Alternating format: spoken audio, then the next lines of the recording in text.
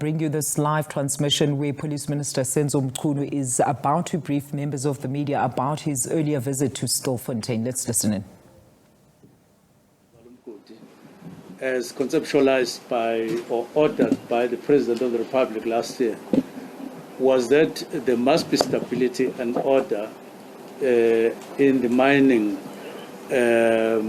sector from the perspective of what got to be known as Zamazamas in all the 7 provinces where it is found. And then the President ordered that there be a multidisciplinary law enforcement working together. And from last year, November, up to now, a lot of work has presented to us both in Cape Town and here. It is clear that there is progress. But of course, we know that when there is progress, there will be challenges, as I said. Now, the challenge here has been the slow process of getting those people who are underground out of the mines, the holes in the 6 shafts and the number of of mines that the shafts lead to. Now, while in the last few months or so, there's been better progress, but we need to intensify that. We need a much more quicker process because it is risky and dangerous for them to remain where they are for a longer period. Now, in order to achieve that, not only do we need the multiplicity of agencies here, as it is the case at the moment, including South African National Defence Force, but we need the community. We need their understanding. We need their cooperation. But we need their willingness to come across challenges. And this will include things that they may not like, but things that will work. And it also includes things that they will like, as long as they will work and produce results. And we're happy that we have held a meeting with all the stakeholders. They spoke, we spoke. When they spoke, we listened. When we spoke, they listened. And we believe that we have a consensus and a clear way forward to make sure that we work together in an organized way to get the people who are underground out. One significant thing was to enroll the services via an agreement with the mining rescue teams. Those are people who have experience of rescuing people in situations like this over years. They have the expertise, they have everything. They have agreed to be part of us, hence the meeting that is going to be convened by the MEC for Safety in Northwest at 5 o'clock. They will take part. But we also want those who are identified as willing to assist from the community to also be part of the meeting at 5 o'clock. And there they are not debating what we're debating here. They are crafting plans that are going to be implemented very soon to make sure that they contribute in an agreed upon operational plan to get the people who are down up. We don't want to use the word trapped because there's nothing that has fallen to prevent them from coming up. But it just is a matter that required this understanding that we believe we have achieved, that it gets conveyed in a cooperative manner, that they get the message that everybody needs to come up and the problem gets resolved. We're happy with the outcome of our meeting. Thank you, Minister. Can we have the Premier to say a few words? No, thank you very much, Minister. And we really appreciate your presence with the 2 deputy ministers. That as a province, we are here today. We really appreciate your presence. But it's of importance that we we are saying, as a responsive government, when our people have challenges and serious concern, it's always correct that we be able to respond adequately to our people. We are here today with them. We heard all their concerns. But we are happy that from this engagement, we have agreed on one thing. One, the agreement that we have is that we all support Valamkoti. We are supporting it, all of us. We are in agreement that this Mekotis that we have throughout, where there are mining activities, it's a problem because there is illicit mining, which is a serious criminal matter. But over and above, there is also a multiplicity of other criminal activities, which is a manifestation of this illegal mining. And therefore, from a strategy point of view of crime prevention, we deal with this, especially when we prepare for Christmas. So we have agreed that we need to fight this with the necessary might of the law. But over and above, we also agree that we must all respect life. And as we respect life, all of us, we believe that all measures must be put in place that we must save life. But government has never refused anybody to resurface.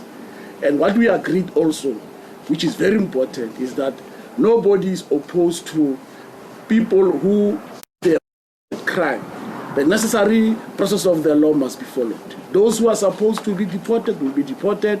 Those who have committed crime, they will have to be arrested and prosecuted. We are all in agreement. But of importance is that before we could do Valamkoti, let's ensure that every little life that is there must be protected. So from where we are saying that the meeting was successful, we are all in agreement. We are going to put extra measures.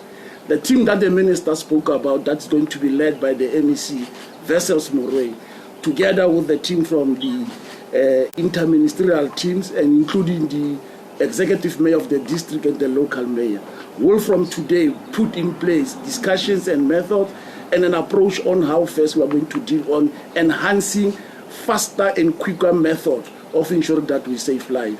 We want to, at least within a week, we should have rescued a number of people so that this thing must not be prolonged forever. Thank you, Minister.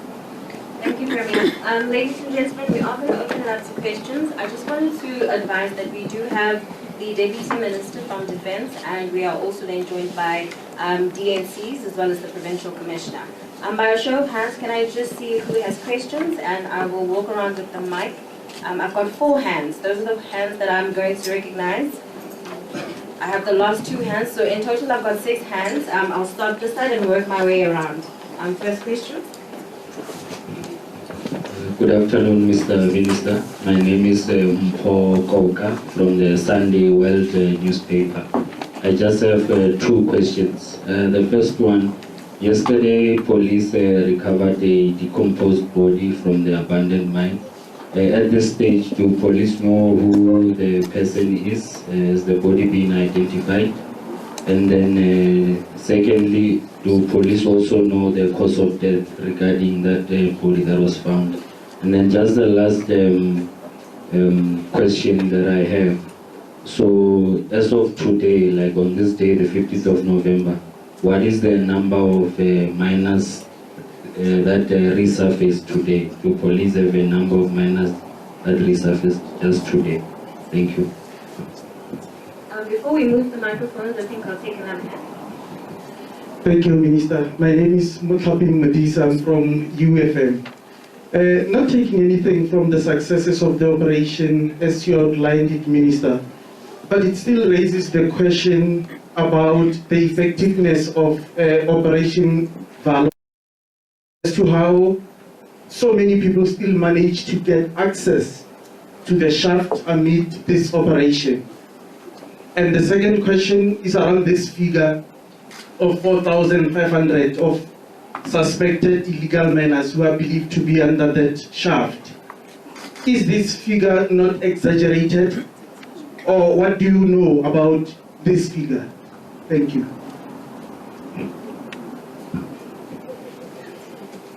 Okay, I'll answer the last 2 questions. The first 2 questions will be responded to by General Mosikiti. First one, how did so many people manage to get underground?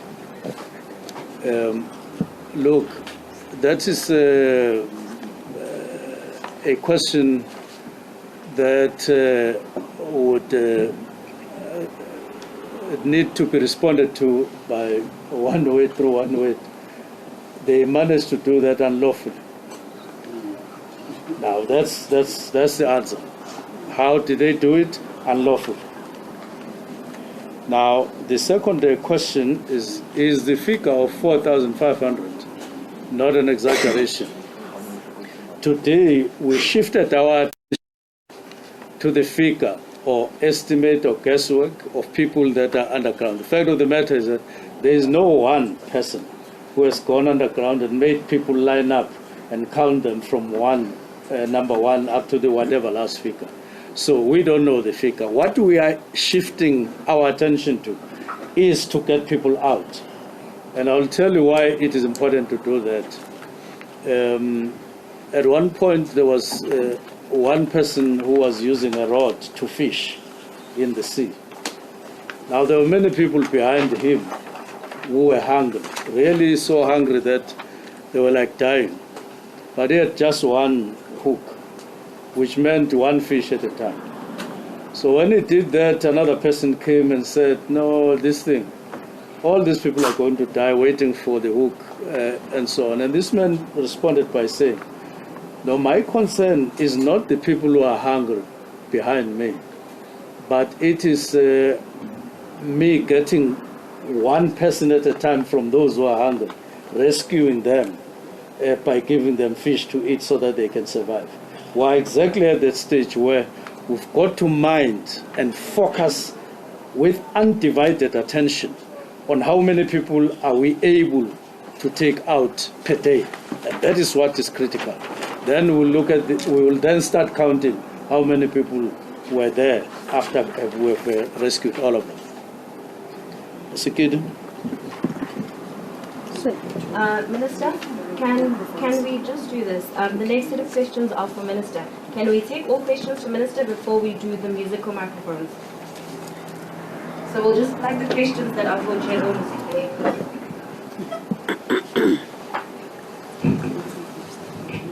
Thank you, Madam. My name is Ibrahim from Minister, I heard you mentioning the issue of mine rescue experts. When should we expect to see those experts on the ground? Secondly, Minister, there's another issue that you also mentioned about that you are interested in rescuing scores of people. But your colleague on Wednesday, Minister Chabini, on Wednesday or Tuesday, Minister Chabini mentioned that those people who are there underground must be smoked out, they are criminals, and must be persecuted. Now, what message is government sending? Because the Minister and the President says people must be smoked out and persecuted. You, on the other hand, are saying that those people must be rescued and put scores, which is a rapid response. Now, the third question, Minister, is the last one to you. What we observed since Wednesday on the scene, we observed that the officers, particularly women in blue, they use the bush to relieve themselves. Why there are no ablution facilities there and water stations? Because relieving a person relieving him or herself is tantamount to a crime called public indecency. Now, why are those female officers being subjected to ill treatment by their employer? Thank you very much. Minister, you can respond. Thank you very much, Minister. On the two questions that were posted earlier. First, let me respond. Yeah, okay. Oh. I called the name because I wanted them to respond to the issue of toilets. So you will add your response to the one. But yeah, News 24. When do we expect? What we have resolved now is that at 5 o'clock there is going to be an ops meeting. In other words, a meeting that will solely and exclusively deal with the plan, which will include time frames for whatever that needs to be done to get those people out as quickly as possible. I want to preempt them Let them meet, and we want those people. We want by end of the week to hear positive news. We can't say by end of the week they will have been moved out, but we want to see results within the shortest possible time, and it must happen because it is dangerous to stay like that. So the sooner the better. And remember, it's now what police have put in place, but we now are adding expertise and skill and experience in doing this, and adding all together, plus the community's contribution. Second question, now, Minister Nchabeni would have made the statement that you are referring to. Fortunately, she is alive. If you want an explanation in terms of what did she mean and all of that, please phone her to get more clarity and elaboration on what she said. Number 3 is the toilets. I would want General Mosekedi to start from there in terms of responding, including on other questions that we have asked. Thank you very much, General. Bishop? Okay, SABC. Yeah. Wait, turn it so. Please turn it like this. So the other one. Yeah. Okay, now. And then move. Yeah, sure. Oh, thank you. Yeah. Thank you. Thank you very much, members of the media, the leadership that is here with me. Minister, when I look at the issue of the toilet, I think there are operational requirements that we put together when we launch any operation, including the methodologies that we will deploy. I don't think it is proper that a member will use bushes to herself. What needs to happen, which is the appeal to the operational commanders as well, is that there are vehicles that are made available at any operational site, and to identify the closest area where the ablution facility is available so that members can rotate to relieve themselves. I think it was a pressing situation that the member resorted into using the bushes, but that is not how we operate. That is not how we should operate. If there is no available resources in a close proximity where the operation is, the operational commanders will make arrangements to have hired toilets available to ensure that members use these facilities at any given time. But with this being mentioned, it will be followed up. The operational commander will be requested to look at all methods. We do have a opportunity to hire toilets if that it's required, depending on the longevity of the operational the operation that we are launching at any given time.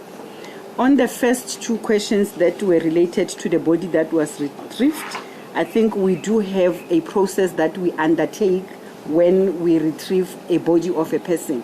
And in this case, it was even mentioned that the body was at its decomposition state. That then requires that there are processes, forensic processes of identification that will be undertaken, and that cannot be undertaken in a shortest space of 24 hours. Therefore, there are samples that must be taken.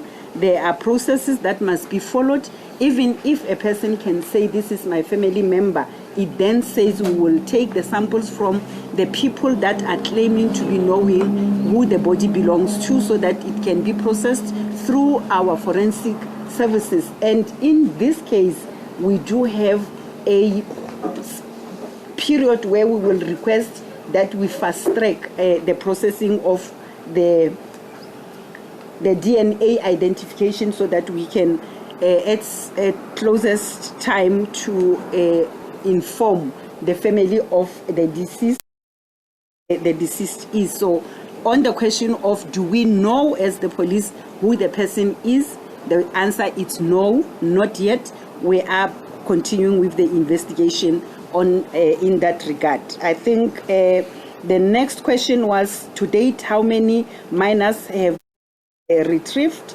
We have 1,187 people, of which 1,186 are people that are alive. We had one person who was referred to the hospital to receive treatment, and we have that other body that is was retrieved that is decomposed. We cannot tell at this stage what is the cause of death.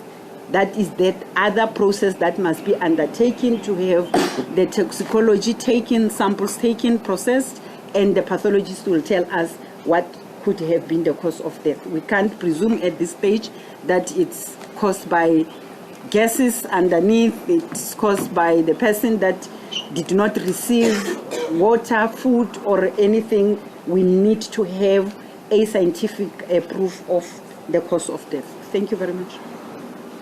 Junior Kumalo from News.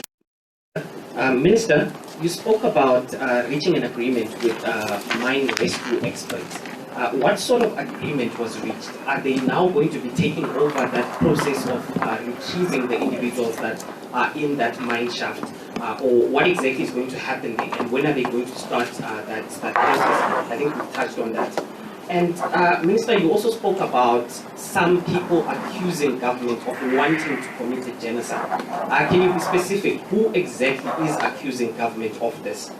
And also on the question of Minister Nchabeni, I think the question around that is that an official position of this 7th administration, that there needs to be harsh or a hard-handed action that is taken against these individuals? I think that's the question around that. And just on the Minister of Mineral Resources, Gwede Mantashe, has he been part of the engagement of the Justice cluster as they met throughout the week, and what were his contributions? Thank you. Thank you very much. Number one, on the whether they are taking over or not, there is an in-principle agreement with them that they are going to join. They are going to join the team of SABC and the army. In other words, there's no takeover. It's joining. We have to recognize that this is a delicate matter, and therefore we, as part of what we are doing to enhance our efforts, bring in experience, professional experience, expertise, and that is what they are bringing.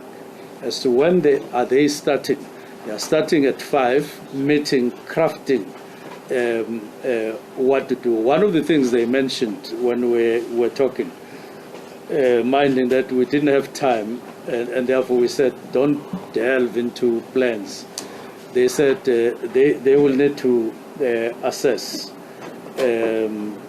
professionally make an assessment in terms of what is the situation so that they craft what needs to be done. And we appreciate that. And it goes with safety, it goes with speed, but they have agreed to be part of us and to join the team that is working. Number two, who are accusing us of genocide? There isn't any one person or any one group that has come to us to say you and you is genocide, but we are picking up conversations from social media and from calls. People saying, hey, people seem to be saying this and that.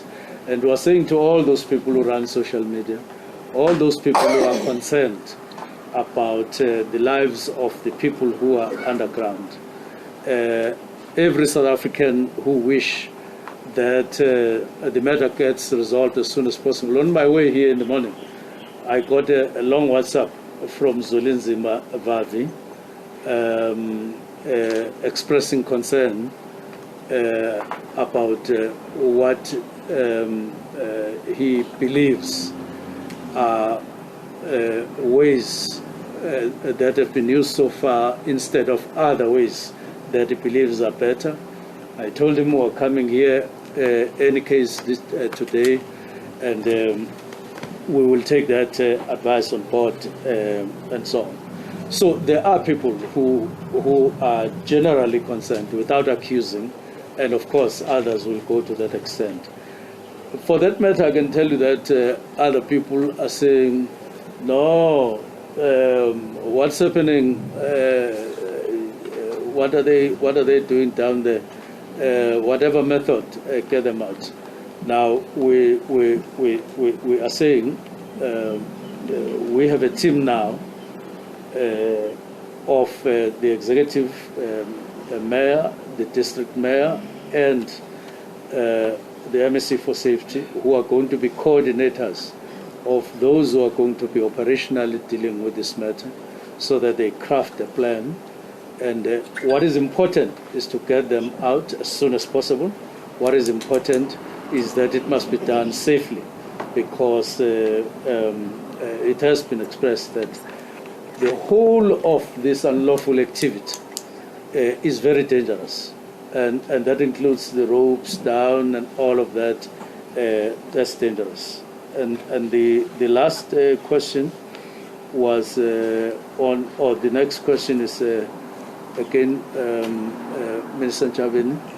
I think the most important thing here is that we had a meeting to discuss progress that we are doing with Operation Valumkoti. We are satisfied with progress, and today we needed to come to the ground to see for ourselves what is being reported, whether it is true or not, and look at challenges, assess them from a close range, which we have done, and were satisfied that all in order, and we're moving forward with that. And there is, at the end of the day, no difference between one minister or the other. That statement could have been said in a particular context. That's why I'm guiding and advising that she be spoken to if we want specifics, but we don't regard it as problematic in what we have agreed and agreeing on going forward. Especially after we had seen everything and listened to people and even shared their concerns. We think we should move as agreed on today. And then, after all, to remind you, when police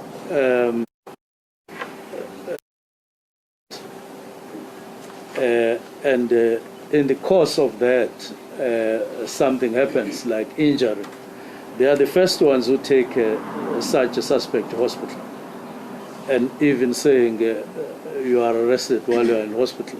So it's part and parcel of the operations that safety be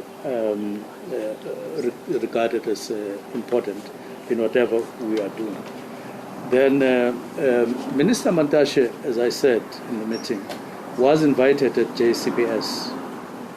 He was invited only because this is JCPS. Otherwise, he is part and parcel, DMR is part and parcel of Operation Valumkoti, which involves SABC and the CNTF.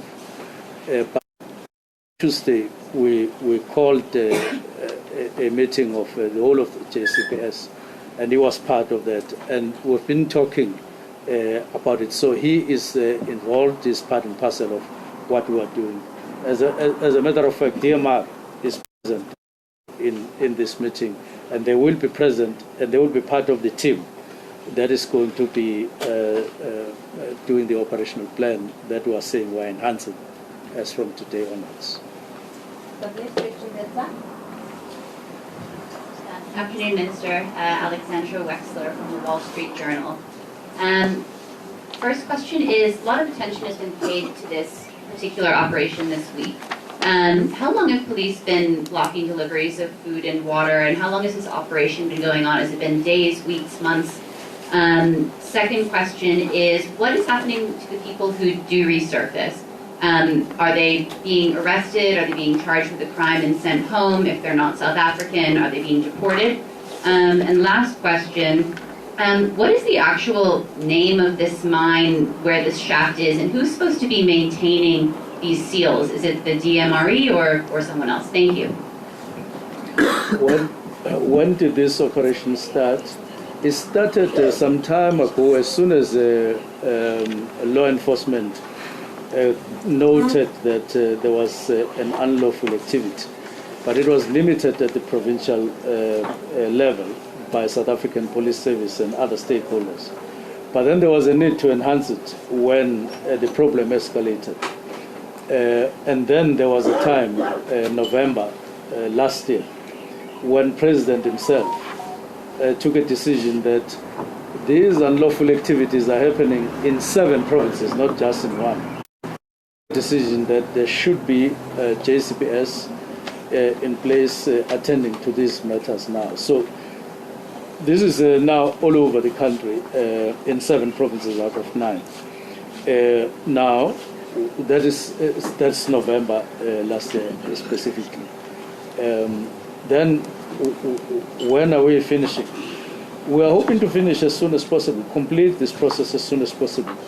One of the things that we want to do is to get the people in the community who are involved. That's why I spoke about those questions earlier that were posed to DMR to say, what is attracting these people and what is pulling these people to this place? Surely there is something that is interesting. Indeed, it was, no, look, there is a need to engage the communities here, to say there is no need for them to engage in any unlawful activity.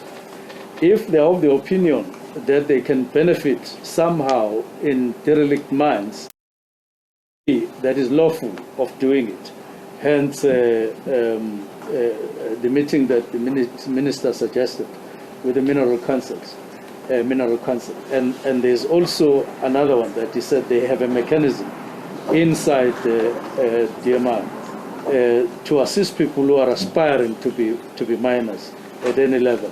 So they will look at that going forward so that we scale down on people seeing the need to do this thing unlawfully. But it is important to mention that it was irresponsible of those mines or on those owners, original owners, to believe that they can just come to South Africa and then get given permits to mine, and then they do that. You wouldn't have expected anything from the apartheid government over and above not caring, especially where they are not interested in. They were just interested on getting out what they wanted, leave whatever with those communities, no matter how it affects them. We're in a different era now. The owner of the mine is one of the people we spoke to, and is willing to participate and cooperate. We'll be working together with him. But it is necessary to say, even though there was no law, according to DMR, that forced whoever was the owner of a mine to do rehabilitation work after, at that time, but nobody ever came to South Africa to mine who never had a conscience, never had a mind, never had the presence of recognizing that when you do damage in the form of mining, you must rehabilitate, whether the law was there or not there. Sheer feeling of responsibility that it might pose danger for people who are left in that area. They might get in there, or their animals, and so on and so on. So it was unfortunate, and it was also loaded with irresponsibility that went with the time. We need to correct that, and maybe, who knows, we might want to visit them to remind them of what they left behind. But I'm answering you. Thank you. Thank you. It's me, I can use.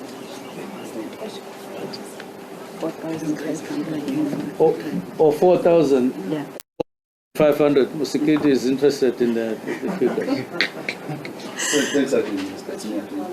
Unless I feel that you have shortchanged me on question number 2. Question number 2, let me rephrase it.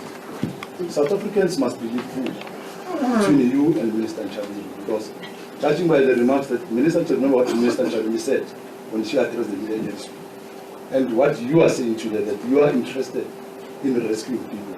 South Africans must believe who? You or the minister who talked about calling people to be persecuted and to be smoked out. South Africans must believe who?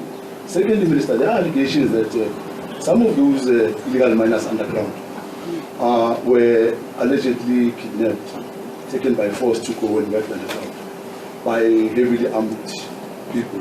Have you, by any chance, during the arrest, recovered maybe dangerous weapons that were used by some of the illegal miners? Well, let me start with the last one, because I'll answer part of it. Mosikidi will come with on firearms. On allegations, we haven't come across any such allegation. But if it was left out during presentations, Mosikidi will cover us. But we're aware now that there's more than 1,000 people that have moved out. We're not aware of any force forcing them out. We're even aware of somebody who was sent by the community to interact and coming out after 40 minutes or so. So if there was force, if there was kidnapping, if there was anything, we're yet to know about it and get evidence, of course. Now, you are then now asking a question, pursuing the question, who must be believed? Look, I've explained first that we are from a meeting on Tuesday where all of us agreed that we need to move in this direction, and Minister Nchunu was part of that. Now, we are here today. It's the first time we learned here to actually make an assessment and see for ourselves and get evidence. And this is the latest that we have that we're giving to you. And in the normal course of things, when you do groundwork and get evidence and visit and interact with people practically here and inform people, that is the latest information that must go out to people. And I'm saying if there is something that you picked up from a statement, and maybe you want her to elaborate, I'm guiding that you speak to her, but as it happens, we represent quite a sizable number of ministers in government as well here, and we're saying this is how we're going to move together with Minister Nchunu, that look, having interacted with the local people, both private and public sector, having gone there practical on our own and received the latest report, we believe that the right way to go forward is where we work together. And I've made an example that it's important to look at that aspect of life, of safety of those. We can't just say we mustn't consider how we take them out. It must be considered because it's important that they be safely moved out. And the main thing that you will find in her statement and our statement is that it's important that we stop any activity that is unlawful and we bring it to an end so that there is stability, so that there is order in this particular place. Mr. Kid. Thank you once more, Minister. On that question that was left out earlier of the 4,500, Minister, I realize that it is coming persistently, this question. It was responded to by the spokesperson yesterday, but let me reiterate that the position of the joint structure that is working on this Operation Valumkoti. I think Minister has indicated that when we're talking Operation Valumkoti, we are talking a multidisciplinary approach that was taken to undertake this illegal mining operation. So it is a joint operation. What you will see in numbers at any given time, it will be the departmental mandate. So if it is the issue of the closing of the mines, you will see DMRE and relevant departments be in numbers. But in this case, you will see South African Police Service, you will see South African National Defence Force in this particular operation here in Stilfontein. And the number of 4,500 was never given out by the police nor by the joints. It's coming from the media or from the people who went down and came back to say the number is 4,500. We do not know. And we are saying, we are not disputing that it's 4,500, neither we're not confirming the number of 4,500 because we do not know. We have never been underground. We are not mandated to go underground. We don't know whether the number is 4,500 or not. Exaggerated, we cannot confirm that, we don't know. But yes, I want to say to Ndate Mudisha, it is far-fetched that it will be 4,500 when at any given time we'll retrieve 5 or 7 people. If the number was 4,500, I think a lot of people will be retrieved at any given time. But considering the fact that we are told of their health status underground, maybe that is why we are not able to get a majority of them coming out as speedily as possible. Hence this particular exercise of saying, can we come together, can we look at other methods to augment the joint structure. Joint structure says if any operation will require other resources, will mobilize such resources to be part of the Prov joints now because it's in the province, and augment the team or complement the capacity and capability that we are having as government and law enforcement to make sure that we hurry up and speed the process. Firearms, heavily armed criminals. We have been hearing this. That is why at the first place the South African National Defence Force was deployed.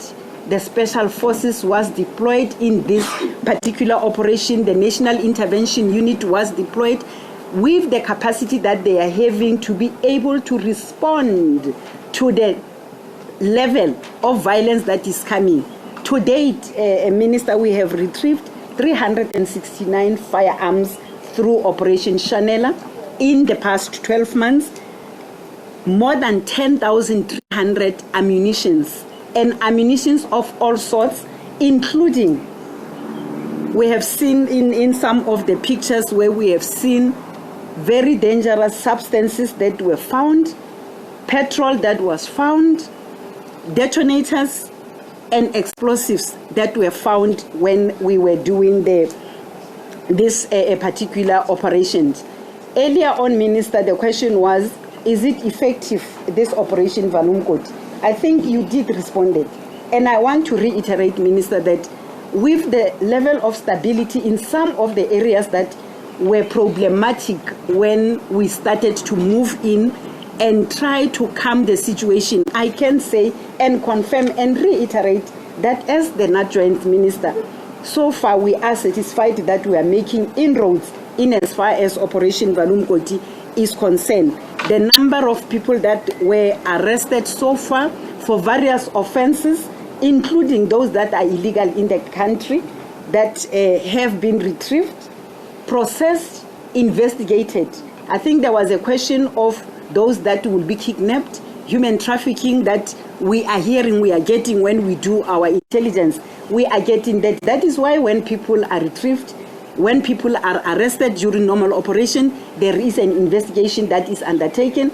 Those that will be charged with relevant contraventions, not just charging a person with being illegal in the country if we are not following up why is the person illegal and what needs to happen. Some were deported, some will receive a prison sentence, some will go straight to prison when we find them. But majority of the 17,000 persons that have been arrested for illegal mining have been processed, and some of those were sent back to their countries. Some of course, went to prison. And Minister, these operations are undertaken considering the high flyers as well as your low-level criminality that is happening. We're looking at level 1 to 2 of criminal value chain. We are also looking at level 3 to 5 of criminal value chain, where we will see the Directorate for Priority Crime Investigation, the AFU, coming in and doing what they are doing. During the release of the successes of Operation Valumkoti, we did give the breakdown of what came out of level 3 to 5 of the criminal value chain, what came out of level 1 to 2 of the criminal value chain, people who were deported, people who received the straight prison sentence.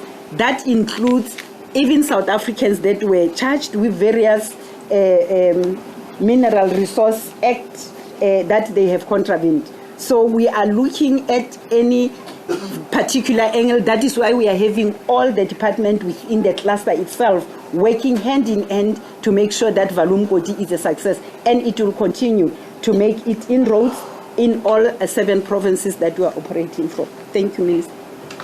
General, we have another question. Thank you so much, Minister. Minister, speaking under correction, I think I hear you saying that one of the options for the plan is to link Shaft 3 with Margaret Shaft. When we involve this, or when we brought in the task team with experience in the mining, with such a activity taking place now, what other options, Minister, or what did they tell you that these are the possibilities that they can use to resurface the men down there? Thank you. Well, we are not yet there.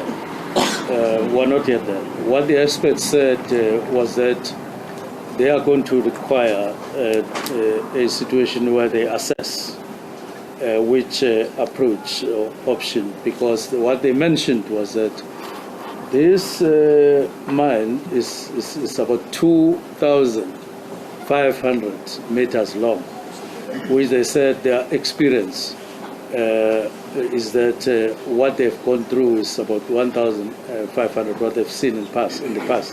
And this one is what it's something they have never seen before, and therefore it requires extraordinary skill and expertise, which must be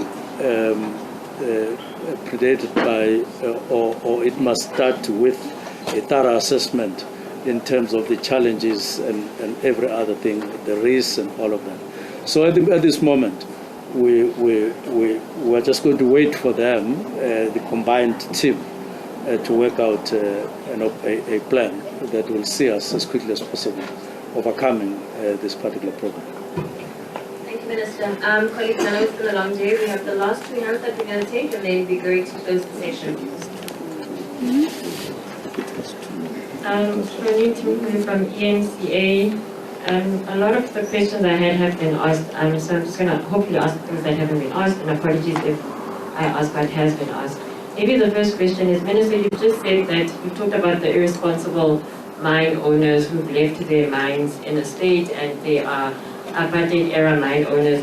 Fair enough, but is that not taking responsibility away from government post-1994 in terms of the oversight that government is also supposed to be doing, where for however many years, 30 years, 20 years, these mines have been abandoned and now people have found their way into them.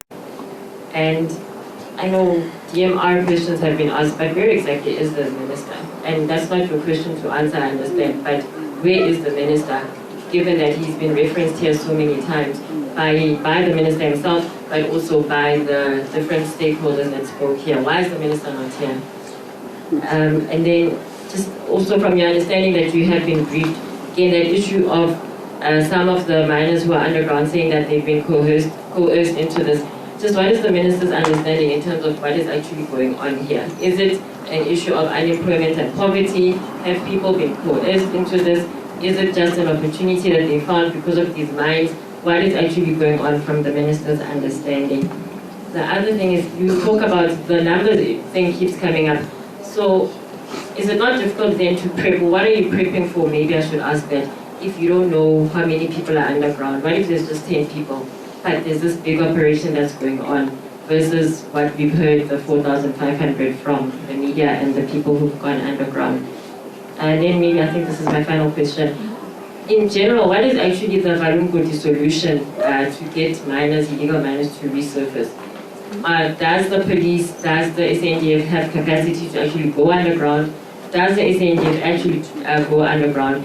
And also, the community was saying here, the stakeholders were saying they're asking for grace so that they can assist you. I'm not sure if there was an answer to that. I don't know if the mining rescue experts are part of that team that are meeting at 5 o'clock, but do you trust that these are people that are going to come down and then come up and help you? I'm just trying to understand that grace period as well. Is that going to be up for engagement with the community in terms of how you work together with them? Number one, on abandoned mines and shifting. We're not shifting anything. If you say there's something that happened in 16 something, 17 something, you mention a fact. I was merely mentioning a fact. We're not shifting anything. What is currently happening is that DMR and JCPS is entrusted by the President, who are on the task, who are dealing with it. As a matter of fact, I should mention once more, 1,187 people have resurfaced, and that is progress, particularly in the last 3 months or so, with people working together and so on. And that's what we want to see. We want to see the number doubling up as soon as possible. But we note, and it's important, that we all have to work together.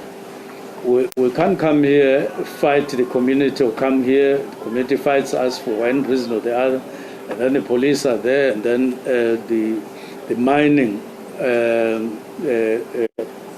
owners are elsewhere. So part of what we had to come here for was to see, assess how we're working. We've seen how we're working. We want to tighten up. We want to clean up. We want to ensure that we all work together with a clear understanding. Now, we're not shifting any responsibility at all. We don't even know, for that matter, who owned these mines first, who was the first to own them. But we're just saying, whatever they did, whoever they are, it was irresponsible for them to leave these mines open as they are. But we are now saying we're going to be relying on guidance by DMR to guide the people who are interested in mining here after this cleanup, after everybody has come to surface. Because they might tell a different story, that we see something, we're poor, there is something that we can live on here, and so on. Now, abandoning, I'm done. The second question I'm not answering. The third question is unemployment. People here, they were telling us, we live in this place and that township and that township. They were clearly saying there's high unemployment rate here. And people tend to, anything they can touch their hands on, legal or illegal, just to survive for a day. Of course, we are saying it's not correct that when you are suffering from hunger and poverty, then you end up doing things that are unlawful. But we do understand when they talk like that. That's why I spent some time explaining the response of the Minister of DMR, saying they are open and they have a mechanism. And we're guiding people locally here to say, go to DMR, get guidance in terms of how they can assist you in whatever means that have something to do with mining, to guide you how to get there, how to make leverage or leverage on whatever you are seeing.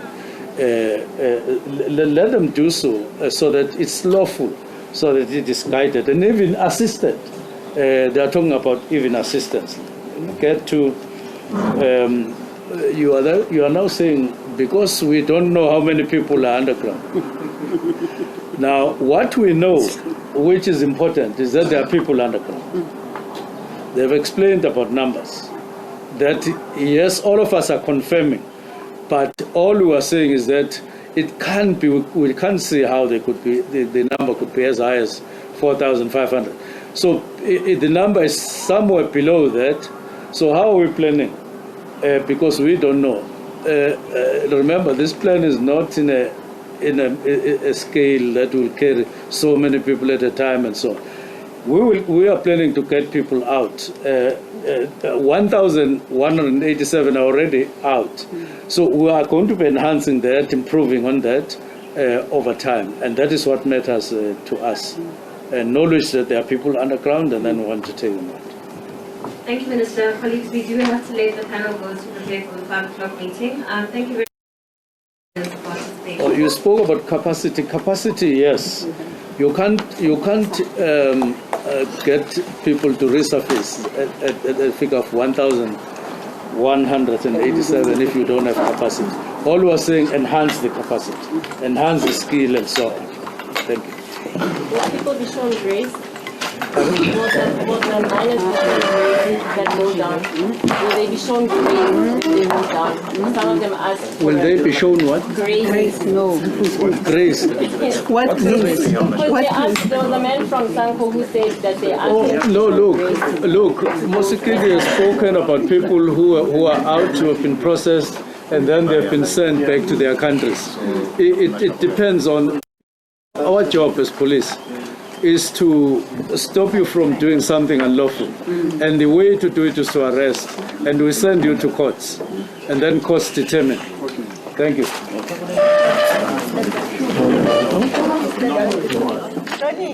All right, live proceedings, the media briefing, in fact, by Police Minister as well as other stakeholders there.